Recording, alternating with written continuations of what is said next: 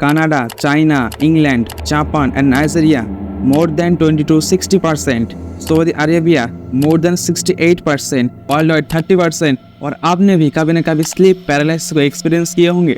अब जिनको पता नहीं स्लीप पैरालिसिस क्या है, बेसिकली ये एक ऐसा मोमेंट है जहाँ पर आप सो रहे होते हो और अचानक अपनी आँख खोलने के बाद देखते हो आपके बेड के पास या फिर अपने चेस्ट के ऊपर कोई ऐसा राक्षस बैठा है, ऐसा घोस्ट बैठा है जो कि आपको मारने आ रहा है या फिर आपको गला दबा रहा है। लेकिन उस वक्त आप कुछ भी नहीं कर सकते हो, लिटरली आप पैर भी नहीं हिला सकते हो एंड अपने जुबान से कुछ बोल भी नहीं सकते हो। तो इस मोमेंट को कहते हैं स्लीप पैरालिसिस।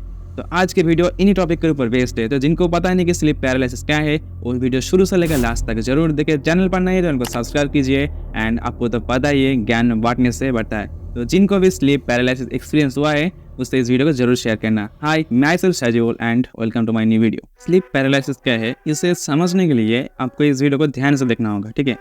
तो पहले बात कर लेते हैं स्लीप पैरालिसिस आखिर होता क्या है।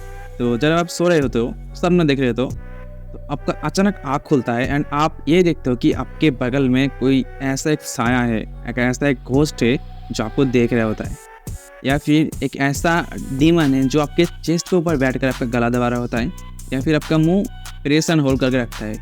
आप कुछ भी करो, आप अपने हाथ को उठाना चाहो तो उठा नहीं सकते हो, अगर आप कुछ बोलना चाहो तो आपके गले से कोई भी आवाज़ नहीं निकलेगा। तो बेसिकली इसे स्लीप पैरालिसिस कहते हैं। साइंटिस्ट या फिर डॉक्टर के लैंग्वेज में ये जो स्लीप पैरालिसिस हो रहा है इस मोमेंट को एक एपिसोड के नाम देता है। तो ठीक है, अब से हम भी एपिसोड के बारे में बात करेंगे। तो बेसिकली पहले ये जानो कि स्लीप पैरालिसिस दो तरह का होता है। एक है ISP, तो ये पैरालिसिस जिंदगी में आपके साथ सिर्फ एक बार ही होगा, और दूसरा है RISP। ये जो RISP होता है ये आपके साथ हर दिन हो सकता है, हफ्ते में 2 दिन हो सकता है, हफ्ते में 1 दिन हो सकता है, महीने में 1 दिन हो सकता है, या फिर साल में 1 दिन हो सकता है। मतलब एक से ज़्यादा बार आपके साथ होगा। अगर आपका जेनेटिकली कोई ऐसा है कि आपका फादर, आपका मदर या फिर आपका ग्रैंड मदर जिसको रेगुलर स्लीप पैरालिसिस होता है, तो वो आपके साथ भी होगा RISP वाला स्लीप पैरालिसिस, क्योंकि ये जेनेटिकली है। आप जान लेते हैं कि स्लीप पैरालिसिस आखिर होता क्यों है। हमारा ब्रेन हर वक्त एक रिवर्स कॉन्सेप्ट को फॉलो करता है।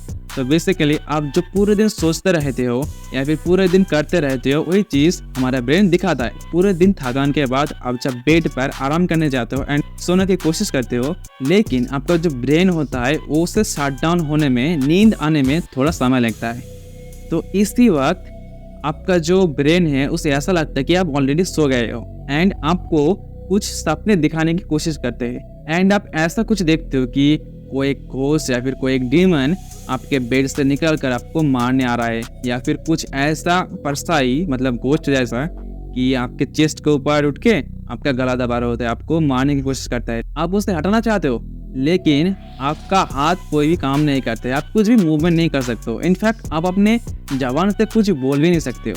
तो एग्जैक्टली सेम पैरालिसिस तरह कि आपका फुल बॉडी ऑलरेडी पैरालिसिस हो चुका है, सिर्फ आपका माइंड जो है वो अभी एक्टिव मोड में है। तो इस टाइम को कहते हैं REM स्लीप। इसका मतलब ये है कि आपका फुल बॉडी तो स्लीप हो चुका है, लेकिन आपका जो ब्रेन, आपका जो आई होता है वो अभी कॉम्प्लीटली स्लीपिंग मोड में नहीं गया है। REM स्लीप का मतलब है रैपिड आई मूवमेंट। इसका मतलब है आपका ब्रेन ऑलरेडी एक्टिव है, आपका आईज ऑलरेडी एक्टिव है, लेकिन आपका जो बॉडी होता है वो शट डाउन मोड में होता है। तो इसी टाइम को साइंटिस्ट स्लीप पैरालिसिस कहते हैं, डॉक्टर्स स्लीप पैरालिसिस कहते हैं। तो ये कुछ ज़्यादा टाइम के लिए होता है, हार्डली 20 सेकंड से 2 मिनट तक हो सकता है। स्लीप पैरालिसिस एक कोई ऐसी चीज़ नहीं है कि जिसकी मदद से हम मर जाओ। मतलब ऐसा कोई रिकॉर्ड अभी तक डॉक्टरों के पास नहीं आया है कि स्लीप पैरालिसिस की वजह से कोई मर चुका है। मुझे ये पता है क्योंकि बचपन में मैं भी स्लीप पैरालिसिस को एक्सपीरियंस कर चुका हूँ, इसलिए मुझे ज़्यादा पता है कि आखिर में होता क्या है। तो अगर आपको स्लीप पैरालिसिस हुआ है तो मेरे साथ साथ आप भी इससे अच्छे से रिलेट कर पाओगे। लेकिन जिनों के साथ अभी तक कोई भी स्लीप पैरालिसिस एक्सीडेंट नहीं हुआ है, आगे चलकर आपके साथ भी ये हो सकता है। मैं आपको कुछ टिप्स देता हूँ, अगर आप इसे फॉलो करते हो तो 99.9% आपके साथ कोई भी स्लीप पैरालिसिस एक्सीडेंट नहीं होगा। कुछ नॉर्मल पॉइंट्स है। ये नंबर 1 है स्लीपिंग शेड्यूल।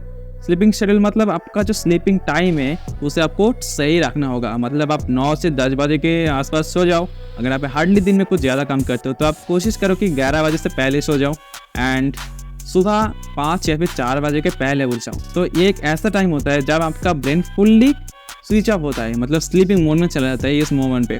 अगर आप 12 से 1 बजे तक फ़ोन यूज़ करते हो या फिर लैपटॉप यूज़ करते हो या फिर कोई भी काम करते हो, तब आपका ब्रेन स्विच ऑफ होने में बहुत ही ज़्यादा टाइम लगेगा। तो इसलिए मैं कहता हूँ आपको कि आप 10 से 12 बजे तक सो जाओ एंड सुबह 5-6 बजे तक उठ जाओ। दूसरी बात है कि आपका खाना ठीक से खाना होगा, मतलब आप सुबह के 8 बजे का खाना आप 10 बजे खा रहे हो। एंड सबसे ज़रूरी बात, 9 से 10 बजे तक खाना आप खा रहे हो 11 से 2 बजे तक। तो ऐसे में आपके साथ स्लीप पैरालिसिस होने का चांस बहुत ही ज़्यादा बढ़ जाता है। तो आपको डिनर शेड्यूल भी ठीक रखना होगा।